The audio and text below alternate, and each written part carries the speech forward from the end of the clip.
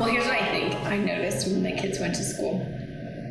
That I would have had no other idea, right? Because I was just like, homeschool kids are weird. And then I'm like, oh no, my kids are going to be weird too. And you always thought that like complex. Then I went on field trips and I was like, oh, they're weird here too. Yeah. Like I don't think kids are just weird all the time. It is. Because like you're in that terrible phase. Well, don't think you're going to be weird anyway. It has nothing to do with socialization. No. If anything, some of these kids are more weird because they're only around their peers. And they're like robots. Like we wake up, we go to school, we eat our lunch at this time. Like it's like a weird like training of like we ring a bell and like we just go and we do this. Permission to go to the bathroom. Yeah, it's just like it's building workers. And I'm like, meh. Yes. Meh. It's also probably why I have a hard time with structure though, as an adult, because there wasn't. Not that there wasn't structure. There was definitely structure, but it was like, oh, we want to go do something outside today? Like, let's just do that and then we'll do school tonight. Yeah. Or do double tomorrow. It'll be fine. But, like, you can't do that with a full-time job. You can't just be like, I don't feel like doing this today. I'd rather be at the pool and then just not go. People frown upon that. But I also think it's what makes you an entrepreneur. Yeah. It's why it makes other people have a really hard time thinking outside the box. I have a friend, she worked for Chick-fil-A. She was down for years in Atlanta. I don't remember how long. I say years, I actually don't remember how long. But anyway, she worked at like the headquarters of Chick-fil-A. And she was like, whenever they'd be like really stuck on something, she's like, we'd always look to the homeschooler because he always thought outside the box. Where we had just didn't have that. And so I do think there is something. I think it's great. Now, we don't even have kids and we're like, yeah, our kids aren't going to public school and unless, yeah, I mean, who knows by the right time, but I'm like, it's not happening. But it's also, I think there's a little, then I have an extreme personality and I struggle with too much of thinking outside the box sometimes, I think. Like, sure, I can see that. I'm just like, sometimes I just want to, like, I want to do the thing just the standard way, and I can't because I'm like, it would be so much better if I did it this way. And then I have to do more work because I have to do it outside the box. All I can think of when you said that was The Matrix. What do you mean? You ever watched Yeah, but I don't, just this idea of like, you just be normal. Like, do what everybody else is doing. I don't know how to. I know, because you like never, what is it, the blue pill or the red pill? I don't know. You can't go back. I'm sorry. Sometimes it's like even with diet. But I wish like I tried to fit in and do the normal thing, and it doesn't work. Make you happy. No. Because then you realize, oh, everyone else just wants to go back to normal and just be normal and just all the status quo. I'm like, that's just also not who I am. Like, well, that's, to me, it's settling a little. It's like, yeah. You can have a season of being normal and having the standard life. Like, there can be seasons of that, but yeah. For your entire life to be normal, like, no. I'd rather, like. Do you feel like that sometimes we're like, I know, I feel like I'm always like trying to pull people into this, like, come here, let me show you. Yeah. So, and I think we've talked about this. Because I feel like they're slightly in the dark. Yeah. Right? So it's like that C.S. Lewis quote, and I'm going to butcher it. You know what I'm talking about? This is the podcast where we butcher quotes and sayings all the time. It's like, what did that person say? In my brain, it's... No, but C.S. Lewis. I'm totally drawing a blank on even the book it's in, but it is something like how we are a culture who is like the child making mud pies in the slums because they don't realize a holiday at sea is possible. Like, we are far too easily amused. Yeah. And just this idea, like, we're far too easily complacent. Yeah, and comfortable. And there's a fly above me. Big fly in here. But do you think, like, yeah, it's like people just don't even realize that there's another option. Well, for me, it's all of life. It's like, okay, with health, I didn't realize I could feel as good as I do now. Like, you said hell. I was like, hell. It's like hell. It's like hell. Huh. Where I didn't enunciate. It's like health that I didn't realize I could feel so good. So when now that I feel so good, I'm like, oh my gosh, let me tell everybody. And then like once you get close with Jesus, you're like, oh my gosh, let me tell everybody. And then when like you're just more awake, we'll just say, keep it politically vague. It's like you just can't go back and you're like, I can't believe everyone's just living in this cave in the side of a mountain. And I'm like, there's an ocean out there. Let's go play. I don't know. That's a terrible analogy, but like, I don't know. It's a good analogy. I see it. And just like, come on. it's like being, Mesmerized. No, Les Miserables? Yes, thank you. I've never seen it. I haven't either, but I've watched a lot of the music. Yeah. And I've heard, who's I listening to? Stacey Eldridge was talking about like a scene from there at one point. And I like musicals, so we will watch all this like music scenes, but I haven't actually watched the movie or seen the play. But the point being that like, you know, there's like slaves in it, right? And maybe I'm totally wrong here. I don't know. But like, I think there's like, slaves, and then it's just like, I know her hair is super short. I don't know. Yeah, when even that, like, I'm pretty sure she's the prostitute in it, right? Oh. And it's like she does all this like for her child, but again, just this idea of like being enslaved to something, and we don't even realize we're enslaved because all we can see is the chains, even when they're not actually locked, and we could escape.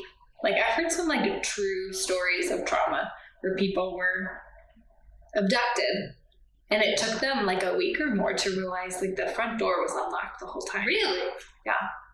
But how like in those trauma situations, we don't even realize that no one's guarding the front door and I could just walk out because we're so afraid.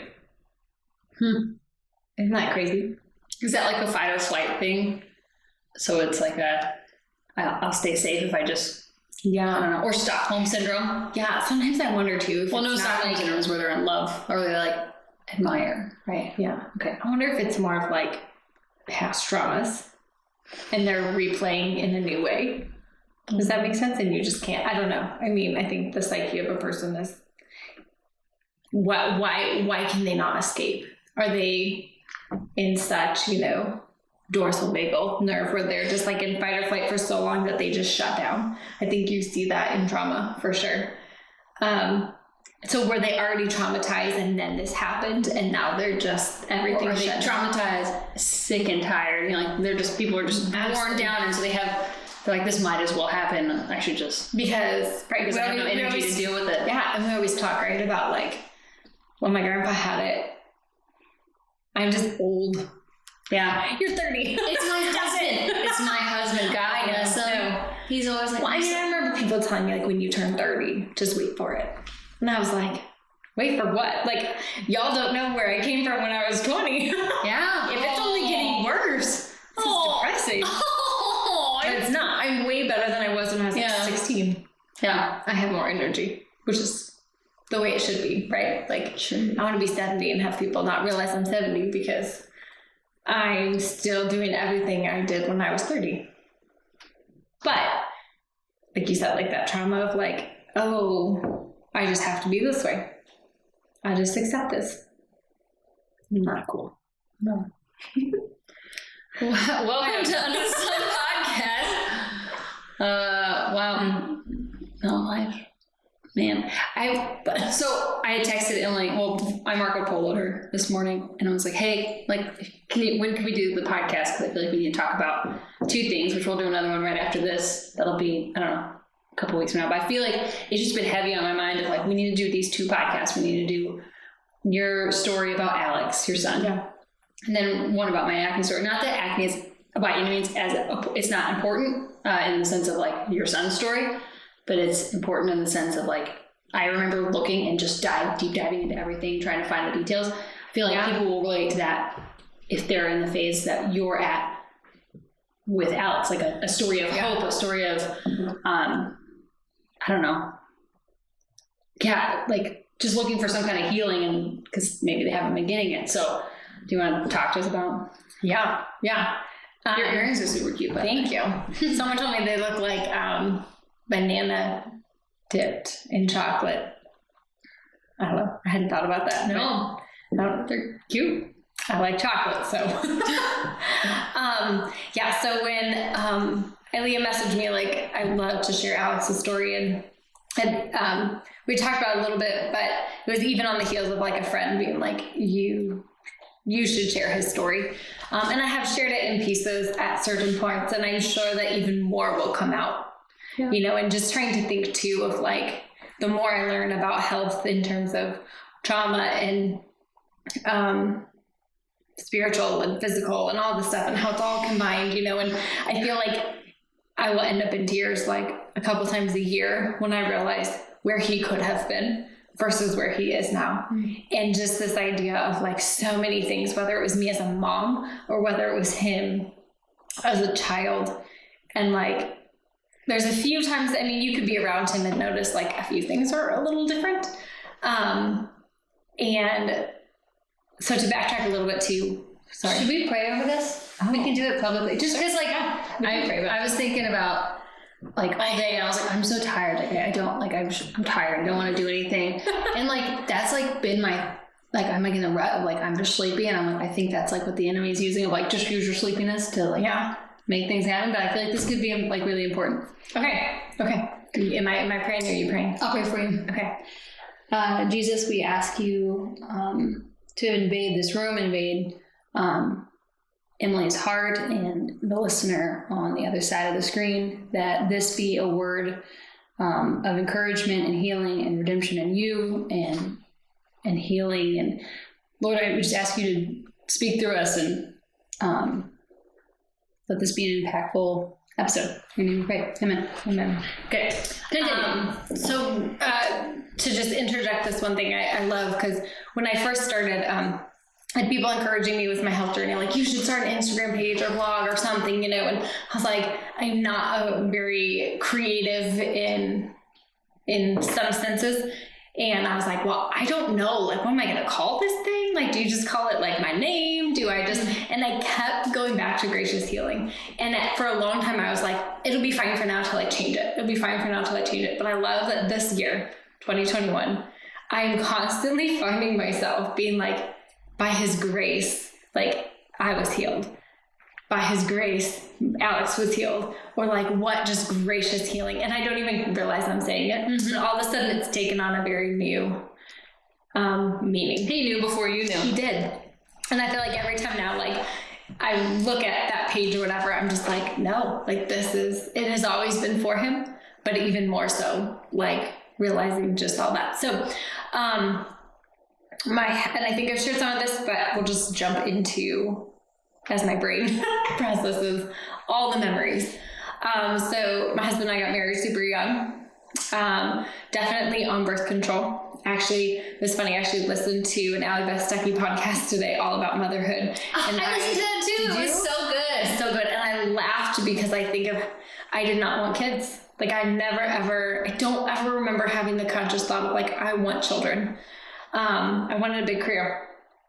And I wanted all the financial things that I didn't have. And like, I was like, God's going to do something big in me. So I can't, have kids. And so anyway, got married on birth control. I was super sick, all this stuff. You can go back to episode 1 and listen to Emily if you want to listen to the backstory. Yeah, thank you. So anyway, you're on those pills, because I totally did birth control, even though it made me feel worse. But again, that's what I was told to do. So that's what I did. And I get, to where you take the sugar pills and nothing happened. And I was like, okay. So I called the doctor. Like, am I supposed to just like order a new pack, like go in? She's like, well, could you be pregnant? I was like, I laughed. No, I literally have taken this pill every single day. Like, I can't be pregnant, you crazy lady. Like, there's something else has to be wrong. And so she was like, well, why don't you take a pregnancy test just to be sure? And she's like, those things are 99.9 effective, but like, there is that 1% or 0.1% that it's not effective for. So I was like, okay. So I remember doing the pregnancy test. My husband was at work. He worked second shift, and I called my sister up, freaking out. I was like, it says I'm pregnant. I can't be pregnant. And I was like, I got to call you back. So I hung up. I chugged a bunch of water, and I did a workout video. like calm down. Oh, And so interesting. then I like went back and did another one, and I was like, it still doesn't, I'm pregnant. She's like, Emily, you're pregnant. I'm like, no, I'm not. I didn't miss any pills, and I had literally just turned 21, and I didn't drink a whole lot anyway, mostly because it made me feel so terrible.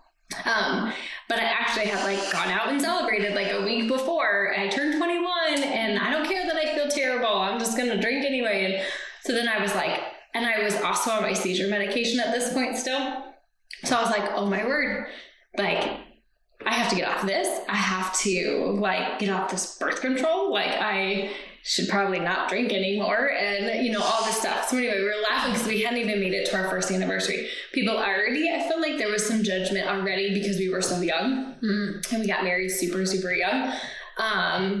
We didn't necessarily have insurance or full-time jobs when we got married. And at that point, my husband was working full-time, but we're at this point of like, oh my goodness, like I was almost embarrassed to tell people because of the fact that I was like, no one's going to understand. I still think it was the seizure medication affecting the birth control. Yeah, because it didn't last. It didn't work very well. Yeah. And so anyway, so pregnancy was relatively normal. I mean, I was super, super sick, just pregnancy sick. Anyway, so all that to say, there was a lot of trauma and different things around while I was pregnant with him and different stuff. And so anyway, again, we're still newly married. I feel like at this point, we'd been married like a year and a half when he was born, and financial burden, and then being young and just trying to figure out how to blend families that come from different backgrounds. And so there was a lot of like, my water broke in the middle of the night, but I wasn't in labor. And so, the whole birth story was super, super dramatic. They had to give him rescue breaths and different things because so just around his, there was just a lot. He had to stay in the hospital longer than I had to stay in the hospital, so again, very first child. Not a ton of support system, I didn't feel like, from like friends. Like I had my sister who had a child, so that was super helpful. But otherwise, there wasn't a whole lot surrounding that. So anyway, Alex comes home. We, he had to come home with some different devices because of his health at that point, but seemed relatively fine. And I was trying to think of what word we use for words that are getting people banned. Cancel? Yes. Do you want to replace them? Yeah. What can we use? What word are you wanting to replace? Do we say cookie? We could say cookie. So we're going to replace a certain word. A certain word that we all know that everyone's being bullied to get. Yeah. But with the word cookie. With the word cookie. Yeah. All right. You with us? Here we go. Hopefully. So he jump on board. So there definitely was some like minor health concerns in the very beginning. He did have to use forceps and different things like that. So we had just some trauma from that. Anyway, we went in at 3 months, not 2 months, because of some different things. So we ended up going in at 3 months, and he got his first huge set of cookies. And we went home, and he screamed, and he screamed, and he screamed. And I remember it was a Monday night because it was bachelorette night, and my mom was coming over, and my sister, and I remember us just doing whatever we could to get him to calm down. He wouldn't eat. And this had been really early in the morning. His legs swelled up. They were huge. He wouldn't eat. He was just so screaming. He loved the sling, like a sling I had, and I put him in there. It didn't matter. He would just scream and kick and thrust and all that. So call the doctor. Everything's fine. Don't worry about it. He eventually threw up. I think it's because one of his cookies was oral. And when he threw it up, I could smell it. Might have been the blessing in disguise. I could smell it. It was very, very strong smelling. And how do you get a 3-month-old to take just liquid? He just wrenched it in there. So then he threw up, and then he had massive diarrhea, and then he slept for a couple of days. Like, he would wake up and eat, and then he'd go back to sleep. And, like, there was very little movement. He didn't have, even in the womb, he wasn't super active. So, again, I didn't think a whole lot of it. He just wasn't that active. So then every time we very much stayed on schedule, we went and saw the doctor every single well visit appointment, because that's what you do. And as he, you know, I felt like he was my only child. And because we weren't around a lot of other kids outside of my nephew, who always just seemed to excel. And so I was like, well, I can't compare him to my nephew because, you know, I don't know, he's just different. And just seeing that, like, we just struggled, and he didn't do well when things changed. Like, he didn't do well with change. So, like, if we were at home and then we like, oh, quickly have to go to the store, like, he would need time to adjust before we would do that, right? And so he was just, he was silly and goofy. We always laughed because he had his own language. Like, he didn't speak English for a very long time.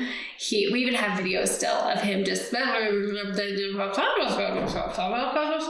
you're like, we would laugh because we thought it was so funny because, you know, he just had his own language.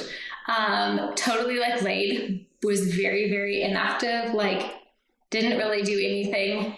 8, 9 months old, finally he flipped over for the first time, and we were like, oh, see, he's good, he flipped over. And then he, like, quickly crawled for like 2 weeks, and then he ran, and then he never stopped running, and he just ran all the time, just crazy.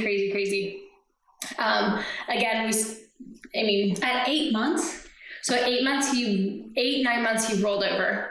At about somewhere by 10 and a half, 11 months, he was walking. So we rolled. Is that early? I don't have kids. So I would say that normally they roll. I mean, they were saying like, 4 to 5 months he should roll over. And he wasn't. So they're like, oh, he's fine. He's just not interested, you know? And then when he didn't crawl for very long. So he didn't have any of that developmental aspect that I learned later. It was like, oh, he should have crawled. He didn't crawl. And then we went from that to like running. And so, you know, again, like 13 to 15 months seems pretty normal for kids to like start walking. And again, I've seen conflicting things on that. But the point being that like he did it all so fast. And I was like so proud of him. I was like, he's an early walker. Like nobody else is walking and running the way he is. But again, it's mostly him and I. We didn't do well at like Sunday school and things. Like we had to get it down to a science of like everything had to be on schedule. Everything had to be like, we'd go on a walk at this time. We'd go down for a nap at this time. And I needed that and he needed that. So again, I just kind of was like, oh, all babies are like this. I would put a blanket over his face, which everyone would freak out. So like, you can't do that with babies. And my younger sister actually used to tease me all the time because I'd be like, he would like, it didn't take much to overstimulate him. And then he would just scream. And so I'd put him in the sling with like a blanket covering his face and wrap him up super, super tight. Like I would have to, you know, like again, but you're swaddling, every baby likes that, right? But I would swaddle him and like wrap him and hold him tight and he would fall asleep. And my sister would tease me. She's like, oh, he got overstimulated again. But like the reality was like, he legit would get overstimulated. And if you didn't do those measures to calm him down, he would be out of control. He used to cry and scream every time we left our house. I want to go home. I go home, scream until we get wherever. And then my mom's especially was the worst. We'd leave my mom's and he would cry the whole 20 minutes home every time. I want grandma, I want grandma. Like the whole way home, you know, for years. It's like he didn't want to leave the house. And then once we left, he would throw a fit. And then especially at my mom's, like we'd be at grandma's and he didn't want to leave grandma. So he'd scream the whole way home. I remember legit at times, well, let's backtrack. So, I got pregnant when he was about a year and then we miscarried. So then I obviously have all this other stuff. So there's so much of like those first couple of years for him, I still just don't have a lot of memory. And so I can watch videos and I have journal and I have other things that like, I see different things or progressions. Like I know every single time he went and got cookies, he would swell significantly. And I just gave him tons and tons of Tylenol because I was like, he's just, you know, got to calm down. Like, he's just going to freak out. I know he's going to freak out. And like, I knew that how he would respond, but nothing in that made me think like, maybe this is not a good thing. And nobody said it to me, and nobody, you know, made any reference to that maybe I needed to be more aware of, you know, why his body was reacting this way. So we miscarry, we get pregnant again. And so now I go through this whole process of my own stuff going on. And I got attacked by a dog when I was pregnant. I got bit by a dog. And I still remember like walking back to our house with like blood coming down my legs, like just like sobbing, like limping because I had this huge bite on my back end. And I had a terrible splitting migraine. I was pregnant, and he was legit. Like, you would have thought I was kidnapping him because I was disrupting his routine. His routine was a walk at that point, and I was disrupting that, and I was taking him home. And so I remember like limping to the bathroom and like turning on the water and plugging up the sink and throwing toys in there. And then he was fine, you know. But again, this balance of he had constant colds and allergies. His nose just never stopped running. He was drooling all the time. He chewed on everything.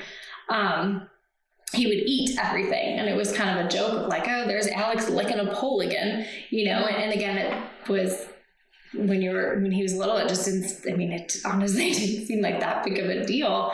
And then as he got older, like behavior got worse, and it got worse, and it got worse, to the point where like I almost had like PTSD. I feel like I couldn't get him. I couldn't even go to the car because I knew that I was going to have to almost break his leg to buckle him in. Like he would, like, I would be like praying and like pleading Jesus to like calm him down. Just like, I'm like, I just want to buckle you in a car seat, buddy. But like, he didn't want to go anywhere, you know, or he didn't want to be in that car seat, or didn't want to leave grandma's. And so it would be like everything I could to like buckle him in, or, you know, now I have these kids and two kids in diapers and going through the store and all this stuff. And, so about that time too, like for my own story, like I started changing my diet. And then like slowly we all started changing my whole family's diet because it was easier. And we did see some improvements, but it definitely wasn't perfect by any means, you know? And again, I didn't have the context to understand. I kept saying to doctors, like, I think something's wrong with him. Like he would cry if the neighbor's dog barked because he said, my ears hurt, my ears hurt, my ears hurt. Like he was so sensitive to every sound, every smell. There were a lot of foods that he wouldn't eat. He got more picky as, you know, the years went on. And I was trying so hard, like, I know you want because we took goldfish away. We took these foods that he was used to. If they're not good for me, they're definitely not good for you. And so then that fight of like trying to break him out of that cycle of what he was eating. I still remember my grandma thought I was so terrible because he was like in the corner of her kitchen one time with a bag of bread, and he was eating a bag like out of the bag. And my grandma was like, honey, just... I can relate to that when I'm like about to start my period. Just give him a piece of bread. And I was like, Grandma, you don't understand. Like he's much less himself when he eats like this. Like he can't have it. It's not going to help him. And then she would watch him just go nuts. And even the other day she said, she was like, I know I give them stuff sometimes, and I know you don't want me to. She's like, but I will attest that it changes who he is when he eats a certain way. And it's hard, right? Because some people with celiacs or other things, they'll throw up. And so they're like, oh, I don't want to do that. But yet you have a child who neurologically just would go nuts. And he had no idea. And he was so little that I didn't necessarily realize there was a correlation. Because at this point still, like, I'd been told food wouldn't change my health. Why would I think it was going to change his? So as I saw it change me, I knew it had to be beneficial to him. But again, everyone kept telling me he was fine. He was normal. If anything, he just needed spanked more. But I think we've taken away the authority of like a mother's intuition or a father's intuition of what they think their kid needs. It's like, oh, no, trust the doctor. The doctor knows what's best. It's like, no, actually, God appointed you to be his mother. He appointed John to be his father. So like, we should, I don't know why. Yeah, that's such a taboo thing to like, you knew a long time ago that there was something off and nobody would listen to you. Right. It frustrates me. Yeah. And I mean, then, I just kept being like, well, I mean, I had people legit be like, what are you going to do about this behavior? Like, cause it was an attitude thing. Like, well, you're clearly not disciplining him enough. Like, or he wouldn't behave this way. He wouldn't kick and scream. And every time we'd spank him, he would get significantly worse. And then I was like, I can't do that. And then you do timeouts. Well, the kid loves to be by himself. Mm-hmm. So timeouts were easy because it was like, and again, under the context I now realize, like, he really was overstimulated by all the stuff. He just wanted to be by himself, And so then as, we worked on, I think we kind of, different things that he has struggled with. He would eat everything. Like, he would get in trouble in kindergarten because he'd eat his paper. Like, she'd go to be like, all right, Alex, let's turn your paper in. Oh, nope, he ate it. Like, and friends would be like, he has dirt in his mouth again, or he'd have dirt in his mouth all the time. He was not ready to be potty trained, but we forced potty training because he hit this point where he didn't like poop in his diaper. And so he would dig it out and smear it on everything. Mm-hmm. Everything. I mean, he ruined wedding albums. He ruined carpets. It was on walls. It was on TVs. Like, there's a whole page in my wedding album that had to get wiped down with Lysol wipes, and it took the picture right off. And then we had to potty train, and then that didn't go well, and just thinking of all the different things. Like, you're just how old were you at this time? So I was 21 when I had him. So you're like 22-ish. Yeah. And then you're a little baby. To give just the and again, I think that things got worse. At the same time, things got better, right? So, like, we got better of, like, his digestion was terrible, and then digestion got better. And then we very quickly realized what discipline needed to happen and what discipline was actually behavioral and what was like, maybe he did just need to go sit by himself for a while, and that was okay. And trying to reframe these Christian ideas of discipline around what does he actually need and what is actually, his behavior, or what is something else going on that no one will help me navigate, and I kept being like, something is so wrong with him. And everyone kept telling me, but he's not bad enough. Like, yes, he's odd, but some kids just are odd, and he hates things on his skin. Like, it was like, it still is like that to some degree. Like, we still have some sensory issues when it comes to that. But when he was little, I mean, it was like, there was a handful of things, material, cloth type things he could wear. Everything else, he would legit like scream and freak out. And like, you'd think he like turned possessed or something, because you're like, what is wrong with you? Mm-hmm. So incredibly creative, so incredibly smart and intelligent. But the way we communicated was very, very, very different. It was like, you'd see it on paper, but it was like this trapped little boy in this brain that, like, I see this potential, but then you go into this super immature, ridiculous outburst that I can't make sense of. Like, I don't know how to navigate, and nobody was there helping. Like, everybody was, either there was a discipline issue that I felt in some ways like shamed for it. Like, I really got to the point, like, Sunday school, there were so many times we'd put him in Sunday school and we'd pull him out because we would still hear him screaming as we're walking away. And I was like, well, that's not fair to that poor volunteer. We'll go back and just get him, and he didn't listen. He didn't obey. But again, all the time it was like, well, he's fine. He's normal.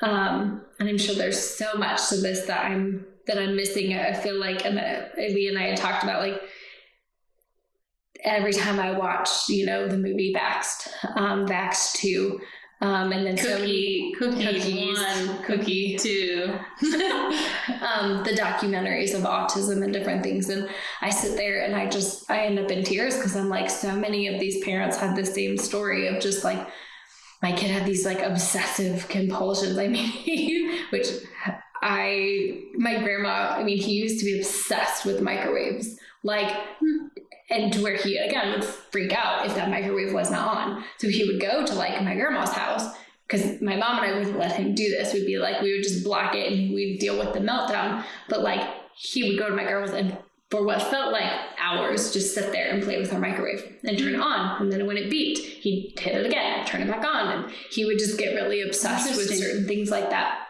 But again, everyone was like, well, he's not bad enough, you know, and then we got his hearing checked. Oh, he hears great. He's just super sensitive. I'm like, so that results in him legit on the floor screaming, refusing to go outside because the neighbor's dog barked once. Like, I don't understand how that's like hypersensitive hearing, you know? Yeah. And again, I pushed, like, I think he has allergies. His nose never stops running. Like, he was raw all the time just because he was just constantly like this, drooling. And just, I mean, and then again, I feel like, you know, it was like, again, we didn't put him in preschool because I was so paranoid. I was like, I cannot deal. We would try to do sports, organized sports, and he would just scream and cry the whole time. And sometimes he would do good and other times he wouldn't. And you just had no idea. It was like walking on eggshells, not ever quite knowing what he was going to do and how he was going to behave. Sometimes he was great and sometimes he was terrible. He was always an awesome sleeper, so I always feel like he had that going for him, you know. But again, very uncoordinated, fell all the time, would hit his head on things constantly. He had several black eyes from like just falling and smacking his head. Walked on his tippy toes, like he walked on his toes a lot. And then his eyes started getting a little wonky. And I was like, again, I think from my own trauma a little bit, and then what I had experienced with him thus far, I was like, I'm going to take him and they're going to say it's nothing, right? Like, it's just nothing. We actually held him back. We didn't want to hold him back. We started him later for kindergarten because I was like, he's not ready. And a lot of it was I wasn't ready to do the fight that I thought was going to come. And I was like, he just has to mature more or something. Like, we can't do this. And everyone, you know, he was, yeah. So anyway, we ended up sending him to school, and what we kind of called his wonky eye started getting really, really bad, to where he would be looking at you with one eye and then the other eye was completely, you know, trailing off. And so, I guess it was right before kindergarten because we had to take him for an eye exam. And the other thing is, you know, when you're going into kindergarten, you do all these things. And again, another red flag should have been when we went for his kindergarten cookies. He was like, Mama, can we go to Grandma's pool afterwards? Because he knew his legs would swell. Like, every time he would receive something like that, his body had like a histamine reaction to it. And he even knew, like, I want to go to Grandma's and put my legs in the water so that it'll cool off. And I was like, yeah, sure, buddy. Like, again, not thinking anything of that. That, and then like dentists were terrible. Like, we switched so many dentists because they didn't know how to handle him, because he wouldn't just sit there and let them. And they were like, well, we'll just drug him. And I'm like, no, you're not drugging him to clean his teeth. Like it's just, I was not okay with that. At this point, I feel like we had done enough stuff. We had been working on diet, and things had gotten, like, things never ever got so bad that it was like, things had never ever got so bad that people were like, oh, you're clearly on this spectrum. But I think part of that was because we had already been doing so much intervention without even realizing it. Like, our diet was cleaner.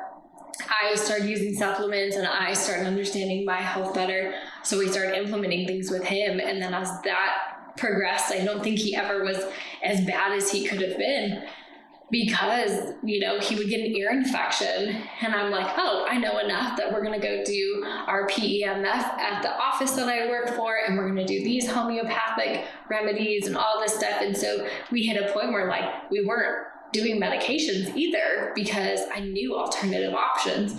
So as he kind of progressed through this, there was a lot of, even though I didn't know everything, I knew enough that I do think that it was, again, by God's grace that he had led me to resources and information that helped him never get to where he probably would have been if I had no idea or hadn't been implementing any of those things. A lot of people I've spoken with, their first act is to do a gluten-free, dairy-free diet with their kids. And we'd already been doing that since he was like 2. Now it wasn't perfect, and he still would clearly sneak bread and other things. And then, again, it wasn't perfect, but we would see the change when he would eat things that he shouldn't eat. Anyway, it actually ended up being an eye doctor, because we went to eye doctor before kindergarten, and they said, oh, he has amblyopia, which is where your eyes just don't work together. And we need to do some developmental screening. And again, I was like, they're asking me all these questions on this developmental exam, which to me is just like he had no peripheral vision. He had very little to no depth perception. He would literally, the eye doctor was amazing. They had these glasses on that would help you see depth. And Alex, he also had to touch. He has to touch everything. And so he's touching everything, and touching the glasses. And the eye doctor kept saying, please stop touching the glasses. Please stop touching. But he never ever got impatient with him, which was, again, a new experience for me, because so many people had become so impatient with him. And then I would just take that on as I'm sorry, I'm failing as a mom. And then again, when I would discipline in my way that made sense to me, people wouldn't agree with me. And then they would, have more conversations of why I was doing what I was doing, because that wasn't really, disciplining or something. So anyway, sitting there, fidgeting. He's like, I really think we need to, well, first he said, let's do some eye exercises first. So we do those. And then I think by sending him to kindergarten, it exasperated so much, he had to be by the teacher. And we kept eating our paper. And there's just some things that he was so creative and so smart. So you see this beautiful side, but then you also see this side of oh my goodness, what is wrong with this child? And his eyes got so bad, so bad.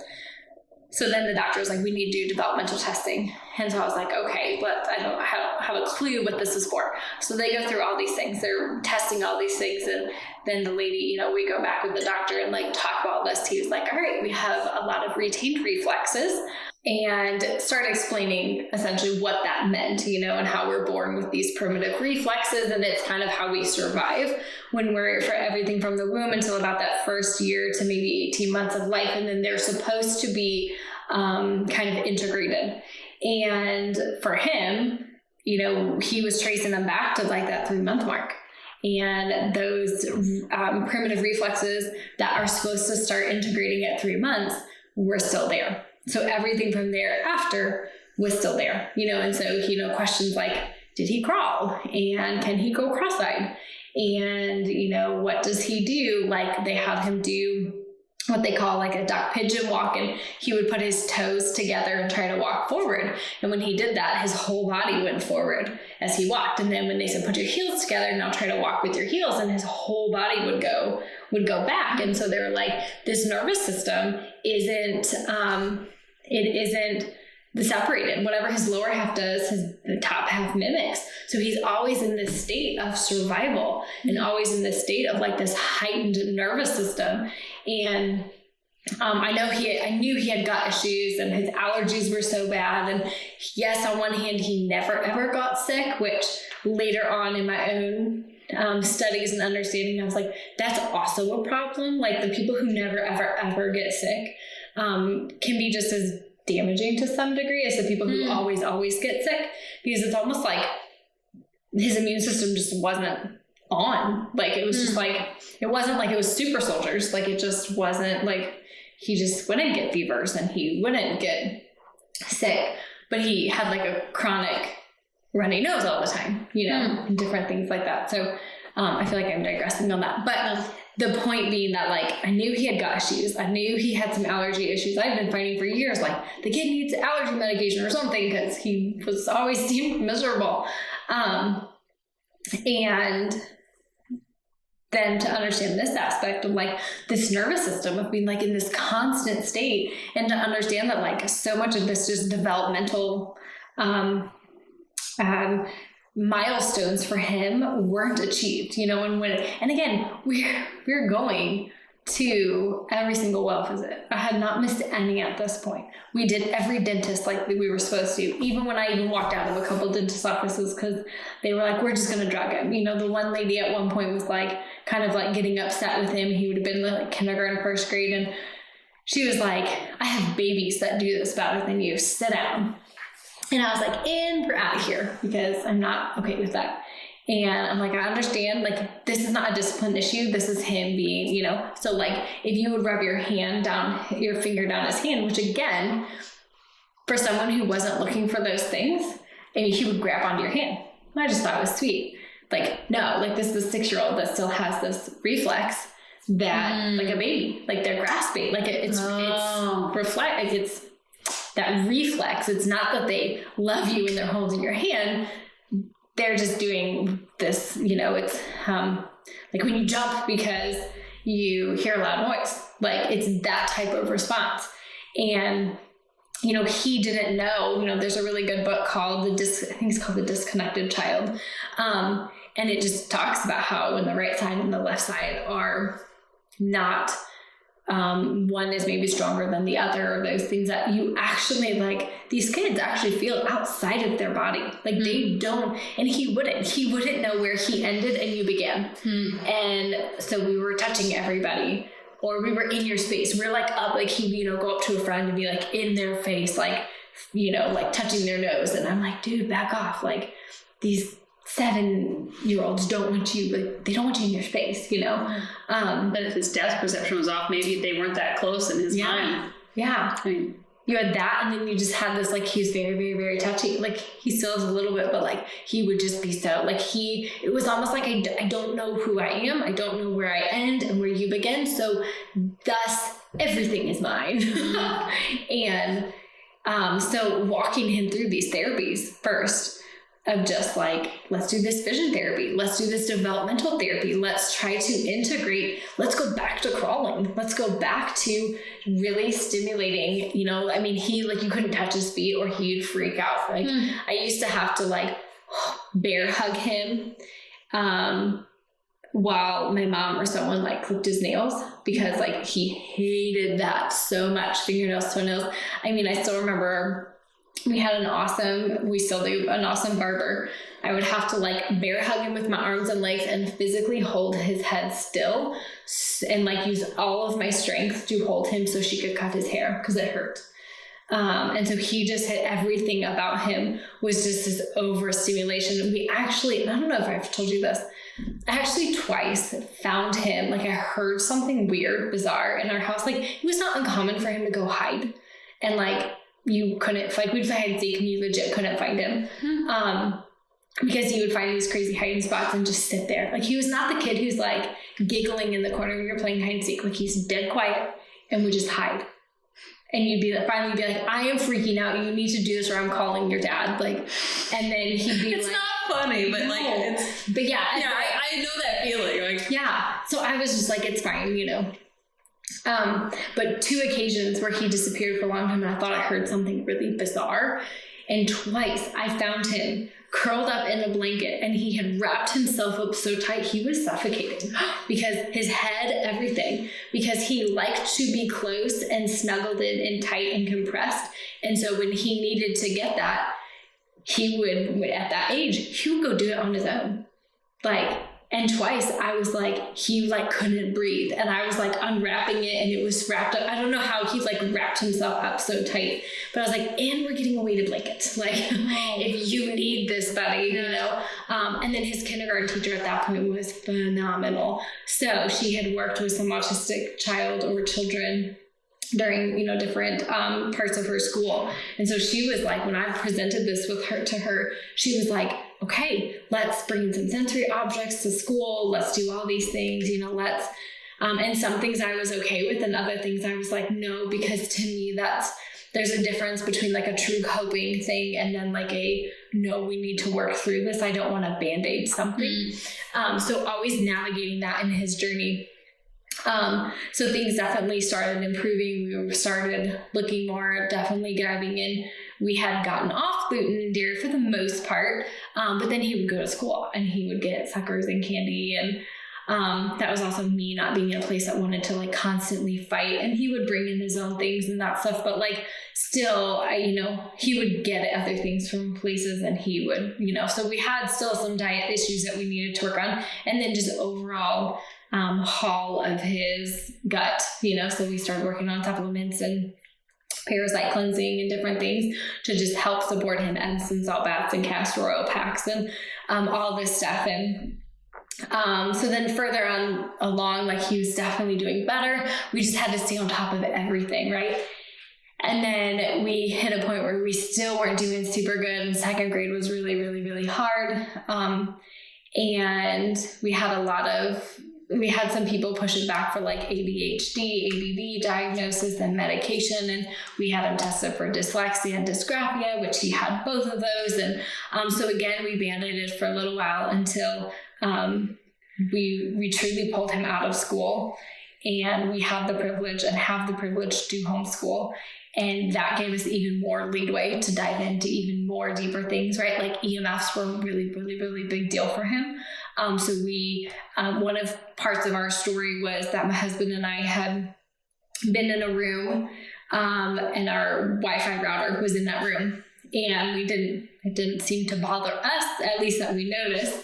And I didn't know as much as I know now about EMFs, so didn't think it was that big of a deal. Can you say what EMFs are? Yeah, so electromagnetic fields. So that's essentially man-made electromagnetic fields. So, we have naturally occurring EMFs, but those are, have frequencies as well as just a harmony that balances it. And that was a really good, so when you think about going outside and getting your feet on the ground and grounding and that kind of thing, like there are good frequencies within EMFs, but they're always harmonized with a frequency, where man-made frequencies are just the frequency by themselves, and they can be very, very damaging to DNA, things like Wi-Fi and wireless routers, 5G, cell phones, there's just microwaves, there's radiation, a lot of things. And for a lot of people, when their electrical current of their body is super, super low, you're more sensitive to it's interesting EMFs. that he loved microwaves. He did. He loved microwaves. That's interesting. I don't know. Yeah. So anyways, the room. Yeah, and so when we moved him from his room, we swapped rooms, and he was like having terrible behavioral issues, wasn't sleeping, had terrible headaches, and all of a sudden it dawned on me one day, I was like, oh, that router's in there. So we moved the router out and unplugged it every single night, and his headaches went away. So then you enter him into a school with a smart board and his own, a smart board in kindergarten, because I walked around the school and like saw it, like, oh, you have at least 2 Wi-Fi routers in your classroom, plus your smart board, plus each child in that classroom had their own iPads. So he would be on a second grader has an iPad? Kindergartners at their school had iPads. And so I was saying, like, I don't want these things, and so I feel like he would come home and there was just so much, so then we're deciding whether what do we do in terms of, do you put EMF protective clothing on him with all these sensory things? And there was just a lot of different aspects of his healing. So I feel like kind of this final, where he's at now, is, I would say that 90% of everything he's ever had isn't there anymore. Like even the dyslexia, I used to believe it was very much like genetic and this is what you have and you have to learn to cope with it, versus now being like, oh no, we just had to make both sides of the brain strong. We had to reconnect him. We had to teach him how to take care of his body. What? Did I tell you, I'm sorry to interject. You looked really excited. That my brain popped the other day? No. Like I told you, it was in the dead center of my brain, like in the center. Okay. Something popped and I swear I can read better. That's crazy. And I know it's like, that sounds super woo-woo for the people who are listening, but like it's not like I popped and I went and read something. I was just like doing my devotional this morning, or not this morning, the morning after it happened. Yeah. And like, I'm dyslexic. Like that's something as a kid, that was like my thing. I was always dyslexic. A lot of us were dyslexic, but like, I swear I can read better. And I'm like, what? That's amazing. What does that mean? Yeah. Did something break loose? Because like I had headaches I'm sorry, I'm deterring. I've had, not headaches, but like, I've had the urge, the desire to like lay on the red, EMF. the red light, Yeah. like have it on my head. And so every night for like a month, I've had the red light on my head and I fall asleep with it and I sleep great. And like, That's amazing. And maybe call it too much and I should monitor that. I don't. But like something pops, like, and like I was driving and I was like broke. I was like, what? Yeah. I was like, what was that? And I knew it was like in my brain. Yeah. I swear I can. It's weird. That's awesome. That's awesome. Continue. Yes. Yeah, and I mean, I have dyslexia. My grandpa had it. Both my kids were diagnosed with it. But at the end of the day, as I understand, like the idea of it being a processing issue, the idea of ADHD and autism being a processing issue, the idea of him having a lot of OCD compulsions, like those are all processing brain issues. So you lower this inflammation in his brain. We add kind of that electrical current so that he's more resilient to EMFs. We clean him out in terms of, parasites and infection. And we all have, kind of in our own way, and it gets a little goofy. Some people disagree with the way I feel we were diagnosed, but I have Lyme and I gave it to my kids, and like working through his Lyme component and working through all these reflexes and different things. Like I was talking with a lady the other day and she works with adult autistic people down in Miami. And she was like, I was kind of telling her whatever. And she had met Alex before and I had just shared a few things. And she was like, I'm really sorry, honey, but did anyone ever tell you, like, he probably has autism? And she was like, where is he, kind of thing. And I was like, oh no, he's right there. And she was like, no, your son who you were talking about. And I was like, yeah, it's that one right there. And she's like, wait, what? Like, whoa, wait a minute. Because, she was getting this like 4-6-year-old version of him, not the 11-year-old version that he is now, who is a phenomenal reader, who, has a huge vocab, who loves, like, we very rarely have so sharp meltdowns anymore. No, I mean, so sharp. We use very little of what I would say coping mechanisms. There's still things like sensory objects that we like, but we all kind of like them. We like our wiggle seats and we like our weighted blankets and our dry brushing, and there's other benefits to it. And, and there's just, we're strict with their diet and they know it. And he's starting to even be like, oh, I ate that at grandma's house or my friend's house or whatever, and it didn't make me feel good, so I don't want it.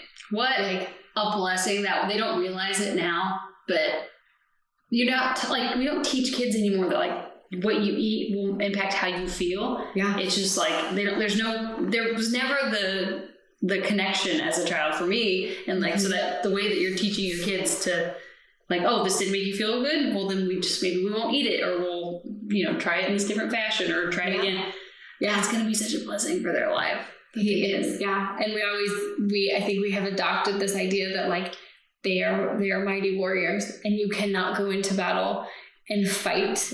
And I feel like I'm raising up those kids to be this next generation of people who fight for this type of health and for freedoms. And you can't do that when statistically we're down to like 1 in 5 boys should have autism by 2030. Like, who is taking care of these kids? Yeah. Like, that is insane. So the idea, and this is not a very popular opinion amongst a lot of people, but this idea that you can heal these processing issues. And I feel like he is a testament to so much of that. Like, and then knowing who he is and speaking into who he is, not what he has. I think that is also a huge thing. Like, he thinks he has superpowers, and he does. I think every kid has superpowers. But he knows them. Like, he knows where he feels the best is when he eats protein. And he'll be like, Mom, I need protein. And my husband laughs because he'll be like, the kids will be whiny or whatever. And I'm like, did you get your protein? Did you poop today? What? Like, tell me, like, let's talk this through. Let's talk this through. If we don't feel like ourselves, if we feel a little uncomfortable inside our own bodies, then there's something there. Mm-hmm. What can we do to get back to who we were made to be, and he loves being outside. He loves being in nature. He loves the woods. And he's like, that's my best version of me. And it is. So where can we give space for him to be out in the woods, Yeah. So I think it's understanding who they actually are. And it's so hard to decide, like, is this them being a kid, or is this kind of maybe some dysfunction that needs to be worked through, and how do you balance that?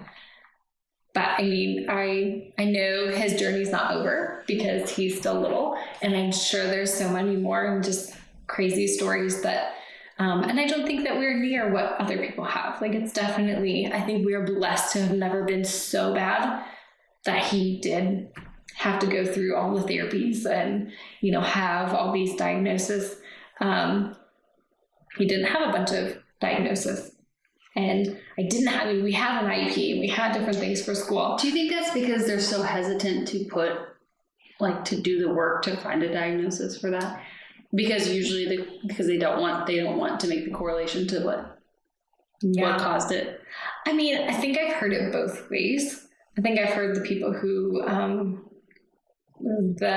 I think it is somewhat so widely accepted on some level. That's not a big deal. Like, you just do it, and then your school has to give you services, and you have to get an aid, and it's fine. Like, I don't think it's as much as when we were younger, maybe, that it was just not as common. So you didn't have that. I think for us, honestly, it was God's grace, because our doctor that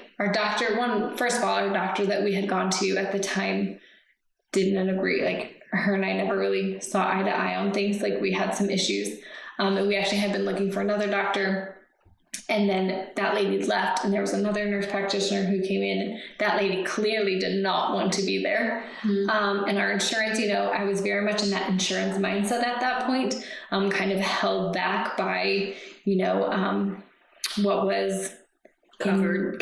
Thank you. That's word. What was covered and what was not covered. So I would never have gone outside of that, which meant that I had limited choices, and I didn't want to drive 45 minutes if I didn't have to. But the lady who we saw clearly didn't want to be there. And I don't think she was I don't think either of those doctors in the early years were huge advocates for him. I think if there had been a doctor who had been an advocate, I think that they would have pushed for more. And then the only people who ever really pushed for things, I felt like, were teachers or other people who didn't really, they saw him through a lens because of behavior that I knew that's not who he was. And I wasn't willing to push their labels, because I didn't think this was someone, but like, had I had someone who I loved, who would have said, like, and I think we have a problem here, I may have, but I mean, I pushed to get into Easter seals and other things. I just kept getting turned down. So it wasn't that I was trying I was trying to advocate, but on this side, I'm so grateful, because I think I would have just been hammered over and over again with, he had the same story I had, like, nothing's wrong with you, even though clearly something's wrong with you. And so for me, I'm like, again, how God used my story for him. Like, I knew how it felt to feel outside of your body, to feel like you weren't in control, and to feel so frustrated and discouraged because there was something in me that was never willing to accept that was who I was. Even when there's definitely trauma that I've had, that I've been able to work through of things put on me, but I wasn't willing to accept that for him. And I think there was something like this righteous fight in me that was like, I'm not going to let this be who you are. You are better than this, So then what's the segue then into what you're doing next for like other people who are in this situation? Yeah. Other parents. Yeah. So I am creating a community. So what I have seen over and over again for myself, as well as for clients I've worked with and things, it's just kind of a lack of community and a lack of education. There's so much information out there. It's super, super tough to get all of the information and then to know, does it apply to me or not? And, I had a client the other day, and he had been to numerous doctors, and I said to him, buddy, can you cross your eyes? And his mom and dad both look at me And they're like, we've been to neurologists, we've been to all these things. No one's ever asked us if he can cross his eyes. And I think that again, for me, my son hasn't been through everything, but my daughter's had her own diagnosis of pandas and some autoimmune flares there and different things that always kind of seem to come back to the brain with my family. But I wanted to create I wanted to create a program where people could learn the foundations of health, to be able to walk through both tools to have at home, as well as,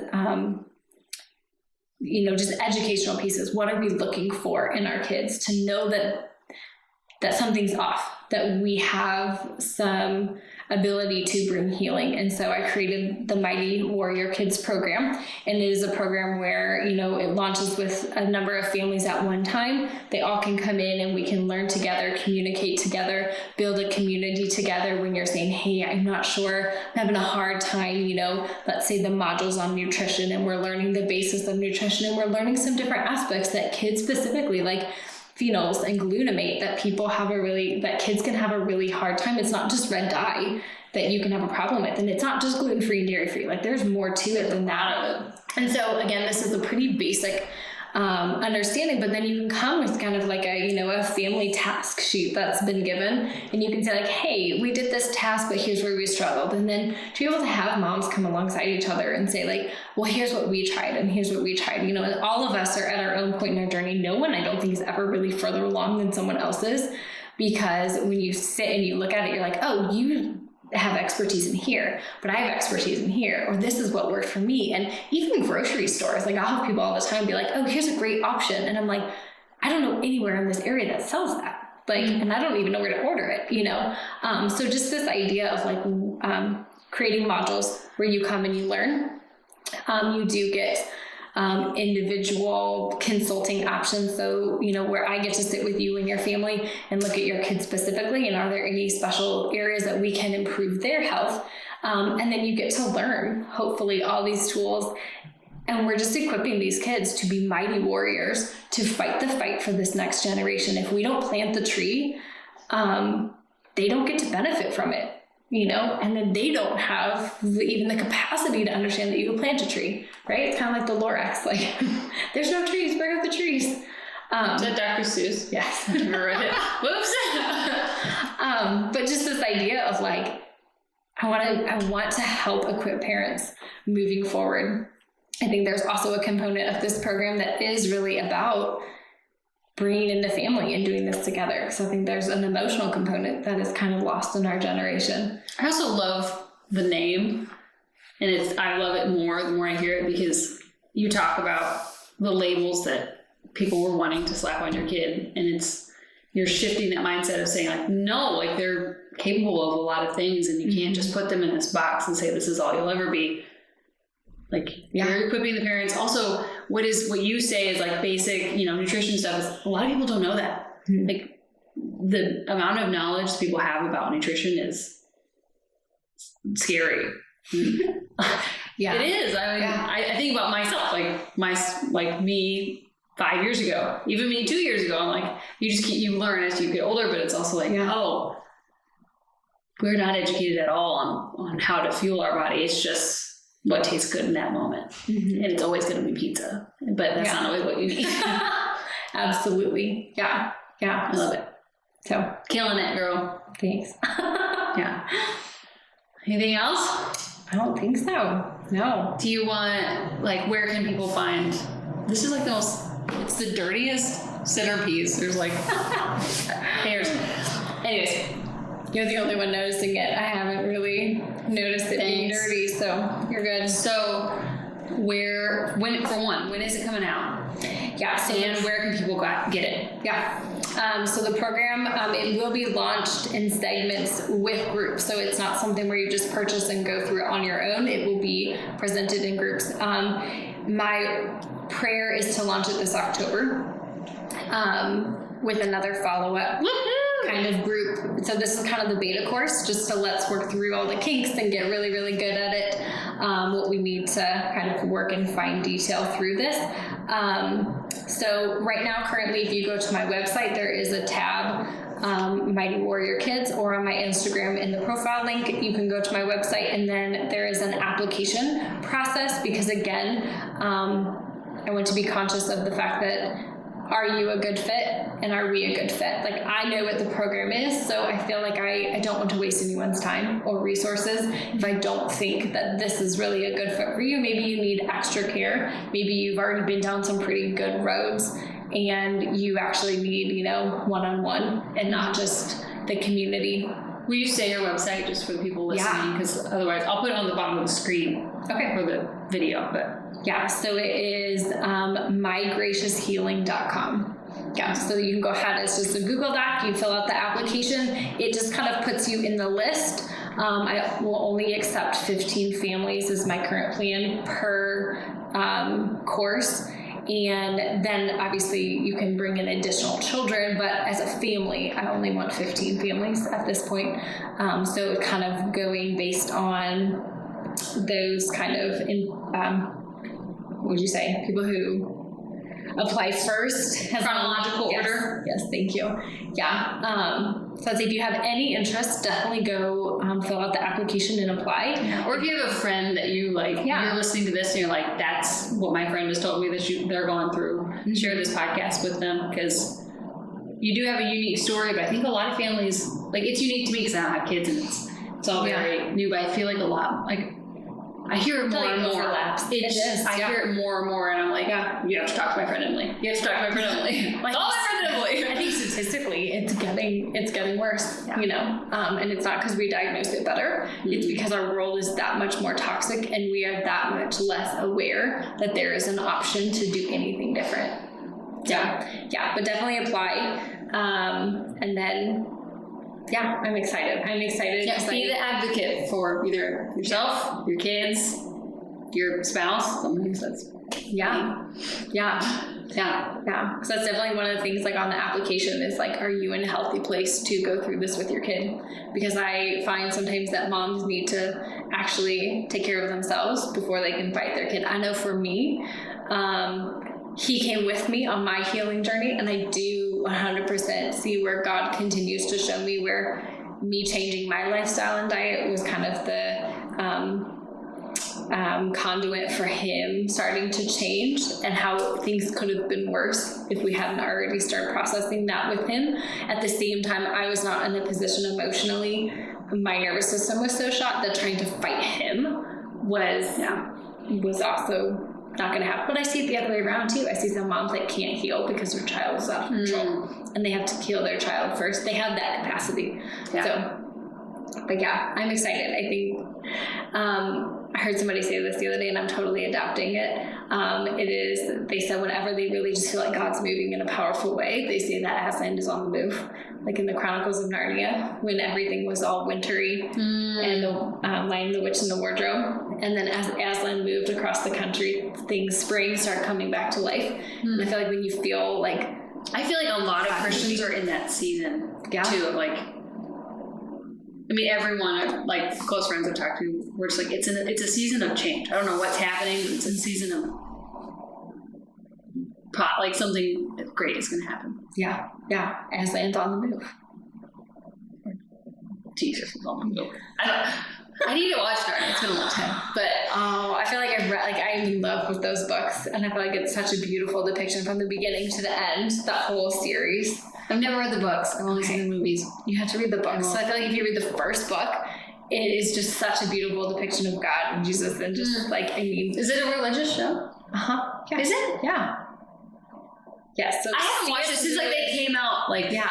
Forever. If you look at it from the perspective, there's one part in, I'm totally drawing a blank on, it's the second movie, where the two older kids are not allowed to come back, and they said to Aslan, do you ever come to our world? He said, yes, but I'm known by a different name in your world. Okay, now I need to rewatch it because If you look at it from the lens, and I think if you read the very first book, it talks about God making the world. Aslan makes the world, but So Okay, I'm gonna read that book. it But is.